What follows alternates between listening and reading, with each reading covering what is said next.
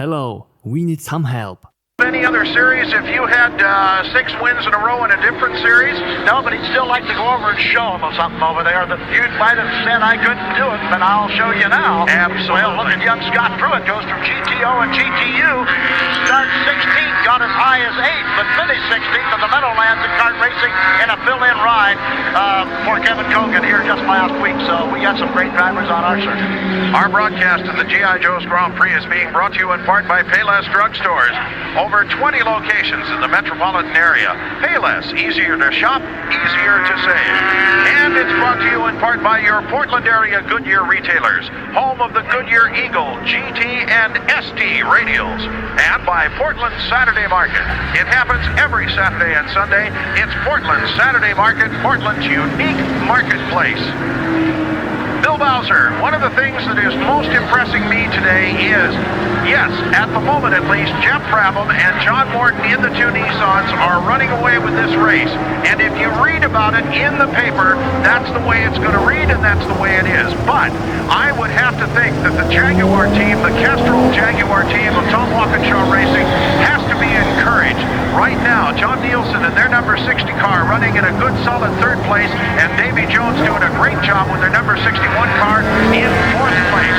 So right now, the order is Nissan, Jaguar, Porsche, Ford. Pretty good showing for everybody. A good showing for everyone. The Porsche's having their trouble here today. The Jaguar's not having very little trouble at all, if any. And the Nissan's not a glitch. And that has been the way the Nissan team has been. No glitches at all. We have not been keeping an exact count. There has been a fair amount of attrition in this race. What was a very full racetrack actually has some space on it now.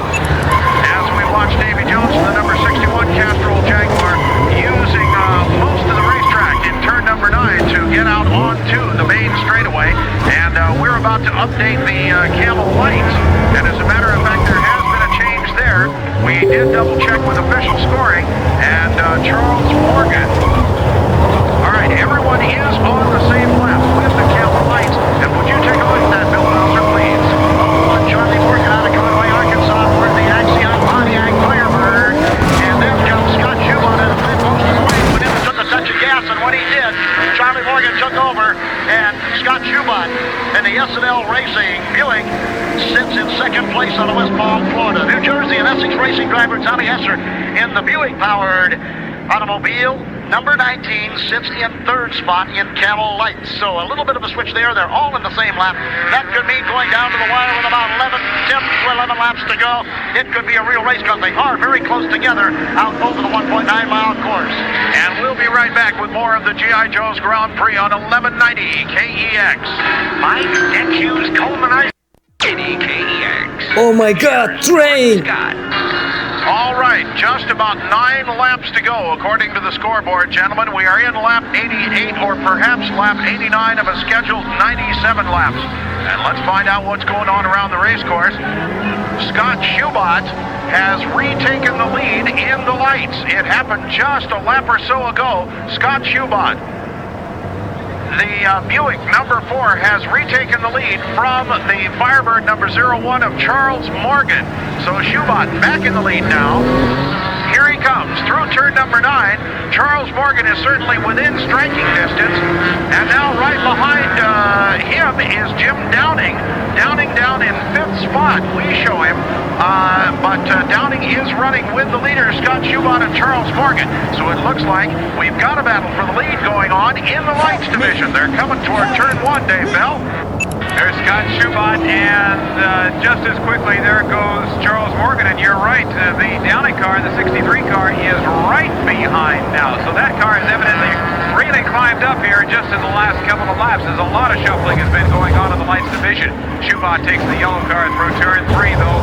Morgan leads the rest of that pack on through 3 with one of the prototype cars now passing and making room for himself going through that field. Now I got Charlie Morgan coming by before Scott Schubert did, but we'll have to let Scoring take care of that one. Schubert comes by now, drifts to the outside of the race course, and heads towards 7. There's a whole pack of cars, lights all bunched up together right behind. All right, let's take a look for them. Nope, here comes Scott Schubot. Yes, Charles Morgan is back in the lead. Charles Morgan leads Scott Schubot as they come through turn number 9. There is Don Bell. Now we're also looking for Tom Hessert, who we did show in 3rd place, the number 19 Essex Racing Buick, and we'll see when he comes around. And we'll also be sure, of course, to check with official scoring. But right now, it looks like there